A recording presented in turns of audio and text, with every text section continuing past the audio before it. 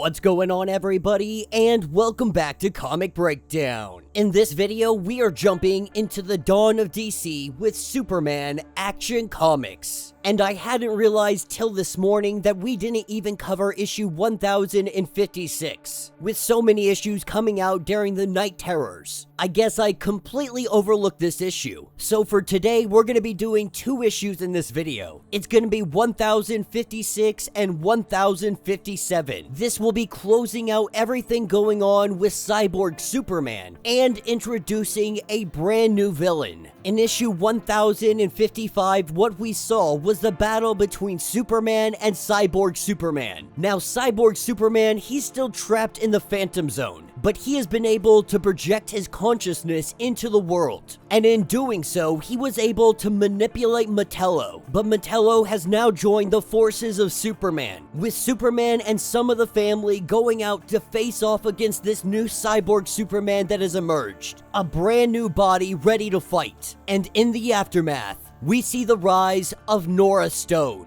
So make sure you guys have subscribed to the channel, make sure that you like this video, and with that being said, let's dive into this breakdown. Alright gang, so as we dive into this issue, we are diving right into the battle. Cyborg Superman going after Superman, telling him that I should probably thank you. Your power boost from Warworld's White Sun, the technology of Mongol's unmade warriors, none of Superman's childish restraints. And so thanks to Superman, there is nothing that he can't do. The rest of the Super-Family, they are currently preoccupied with Tracy Corbin, the sister to Metallo. He says that this body is only a nexus for his consciousness, but now he can be everywhere. He can kill them from anywhere, that he can see everything. But this doesn't stop Superman from throwing his punches, doing everything he can to bring this monster down. And then we have Steel and Superboy. They are doing what they can to battle against this. And Superboy, he gets a little bit of help from the Eradicator. He offers him some counsel. Henshaw's constructs, they are fluid. Destroying one will only make another take its place. But if he uses his tactile telekinesis to disrupt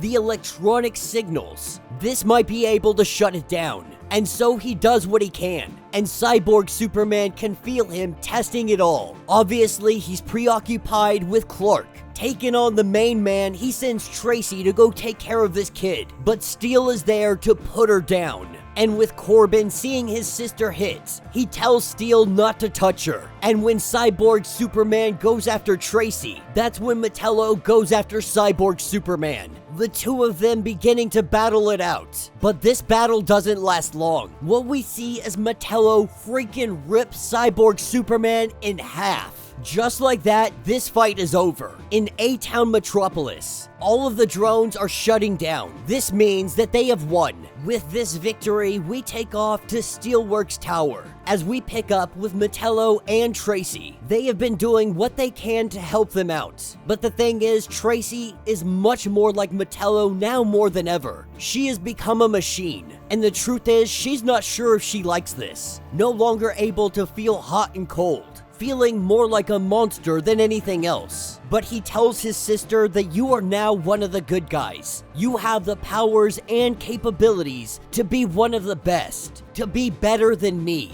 The way that Superman sees this, Tracy needs her brother now more than ever. And he truly believes that John Corbin, one day he's going to surprise everybody. This is what takes us to later that night at the Blue Earth headquarters. Now, Blue Earth, they have been labeled a terrorist organization. They appear not to be big fans of Superman. They see that he is remaking the city of Metropolis in his own image, and they have no chance of slowing him down. As we have Norah Stone telling all of her people that for every little kid that wears a Superman t-shirt, there are two terrified parents sending them to school. She believes that they are scared of what Superman can do. She believes that everybody cheers and claps, but deep down, they're all terrified of him. She plans to make Superman a mass murderer. And then it will be her family that saves the day. This is what takes us to issue 1057. Our story starting off on the high rises of Metropolis. We have Superman sitting down having lunch with your average day regular person, this guy being an ex-con, but he has turned his life around. The two of them sit here and they just have conversation. They talk about life, they talk about their kids, they talk about everything that is ongoing. But Superman is quickly taken away because he hears the voice of Lois Lane. She is telling him that he needs to get here and he needs to get here now. As he arrives at the Daily Planet, this place is in utter chaos. Not because of some criminal or some monster, but because of what is about to happen. They are about to have an interview with the leader of the Blue Earth. And while everybody is trying to tell Lois that this is a bad idea, they are a terrorist organization. We cannot give them any kind of legitimacy by putting them in front of the cameras of the Daily Planet. And Lois fully understands this. But these guys are growing and they are growing quickly. All anybody hears is the propaganda that they put out. This will be the first chance that anybody gets to see the leader of Blue Earth. Not only that, but they get to ask the difficult questions.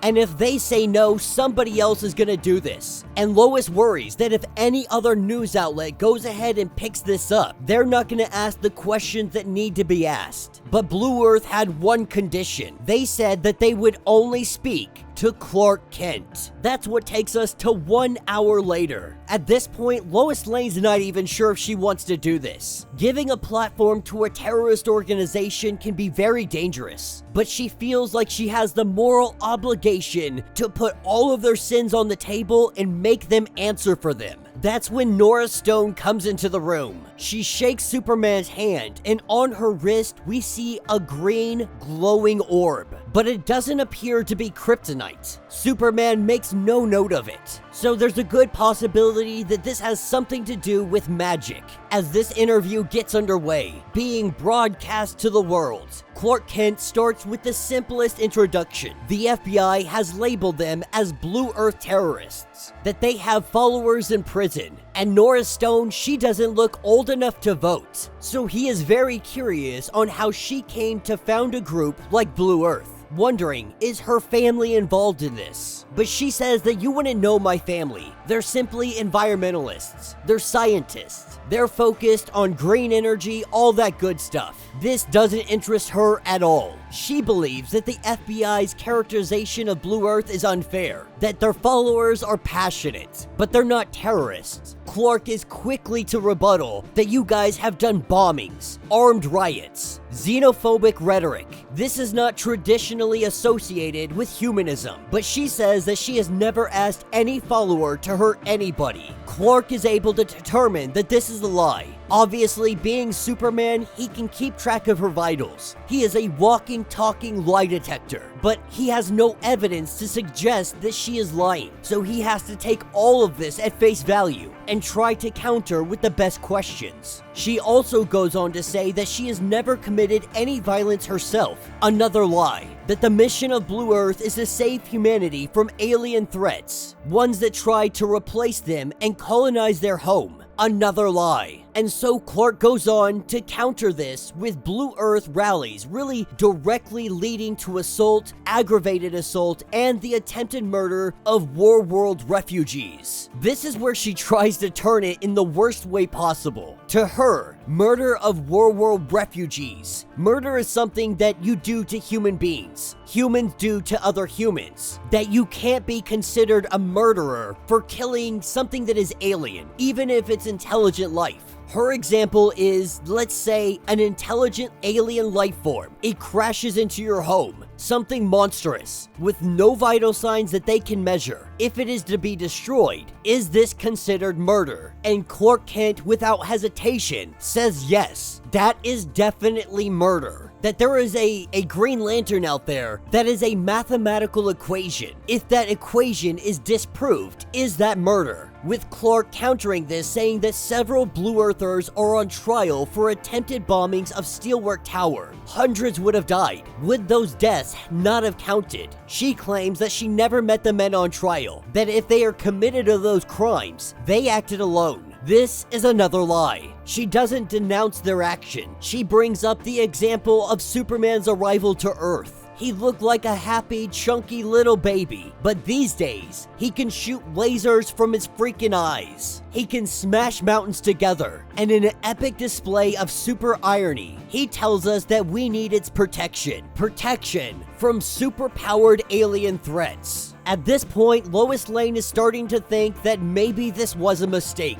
This kid is on some kind of sick crusade. But after 40 minutes of interviews, this thing comes to a close, with Clark going on to say that you're really young and I hope that your opinions, they continue to evolve. That she is so young to have such hateful views. But the way she sees it, it is not hateful to resist invasion. Superman obviously disagrees. Refugees and immigrants, they're not murderers. And he hopes that one day she may come to understand the difference. This is where we see that Superman is sweating. Not something typical for him, especially considering all he did was give an interview. Superman knows that he has seen this girl somewhere before, and what she said at the end, it makes him feel like he needs to follow her. They need to know what she is up to and what they are planning. So when he goes to open up the elevator, he gets inside to find the private security of Norah Stone. When those doors close, this is where this guy, he transforms. Some kind of green magic coming out of him. Superman has no idea what's going on, but it's hurting him. This is where we see them fly up through the building, asking if Superman is feeling weak yet, if he is feeling powerless. Throwing him down to the ground, telling him that this is all his fault, that they might not have ever come here, if not for him and all of his meddling. And now he plans to show the world what happens when they put their faith in a monster. In that moment, we see the transformation. This man turns into Superman. And that will be the end of this issue. So let me know what you guys think down in the comments. Alright, so when it comes to issue 1056, that story was good, but it definitely ended too quickly. And you're gonna tell me that Metallo can rip Cyborg Superman in half, but Superman couldn't do that from the start. Granted, there is kryptonite in the room, so he was a little depowered, but I don't know, I don't feel it. It doesn't feel like it sticks well with me. And it ended the story very quickly, so we could get on to the new arc. And that takes us into the next issue, with our reporter Clark Kent sitting down with Norah Stone, asking the hard questions. Superman knows that they're up to no good. He knows that these are bad people. Now he needs to prove it. But it appears that maybe some of them are not from this planet. We don't really understand yet the full capacity of their powers or where they come from. But something is telling me that maybe this has to do with magic. Maybe this has something to do with the War World refugees. But this is also feeling a little bit repetitive. Now we have seen that Lex Luthor has been taken off the board. In his Superman line, we have seen that Lex Luthor is teaming up with Superman, that he has stopped fighting against him, at least for now. And Norah Stone seems to be more of a repeat than anything else. She seems to have the same ideology that Lex Luthor had in the very early days, that aliens are a threat. Superman is an alien, that means he is a threat. And while Norah Stone is doing everything she can to make sure Superman looks like the bad guy, completely ignoring the fact that she is the one that is doing the violence, and Superman has never killed innocent lives. Why would she go out of her way to ensure that the world sees him as a mass murderer? Why would you want to take Superman off the board? You say you want to protect these people of Earth, but the truth is, it looks like she wants power and control, not protection. And I do understand where she comes from when she says that there might be some people out there that are scared of Superman, but they cheer and clap because they're too afraid that if they didn't do it, something might happen. The problem with that, Superman has proved himself time and time and time again that he is of this world. But as Batman has always said, a superstitious and cowardly lot. This doesn't necessarily apply to just criminals. Humans fear what they don't understand, and it's really not hard to turn public opinion against someone like Superman, someone that is a walking, talking weapon of mass destruction. The sad truth is, Superman could be the best, the perfect, most excellent human being the world has ever seen. But the one time you make a mistake, that is what people remember. You can do good your entire life, But when you mess up, that is what people are going to focus on. And so if a figure that appears to look like Superman is out here killing and hurting people, this would be enough to turn public opinion against Superman. Not everybody, but enough to do something. But we'll have to see where this story goes. Let me know your thoughts. Let me know your theories. If you would like to get completely caught up on everything that is going on with Action Comics and Superman, the two different titles that are currently ongoing, go ahead, check out the link in my description as well as the top of this video. It will get you completely caught up on everything that is going on with Big Blue. If you would like to support the channel, you can always do so by joining the channel membership. Much like Patreon, having multiple different tiers, from $1 to $50, from loyalty badges to comics every single month. Not only are you helping out the channel tremendously, but you are getting tons of perks in the process. Now, if you're unable to do this, do me a favor, subscribe to the channel, like this video, hit that notification bell, and with that being said, until the next breakdown.